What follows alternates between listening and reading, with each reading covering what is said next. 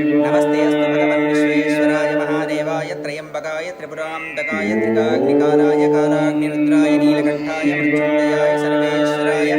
सदाशिवाय श्रीमन्महादेवाय नमः।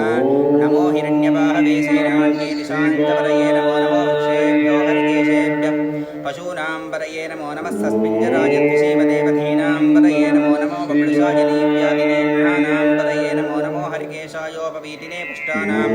पदये नमो नमो भवस्सहेत्ये जगदां पदये नमो नमो रुद्राय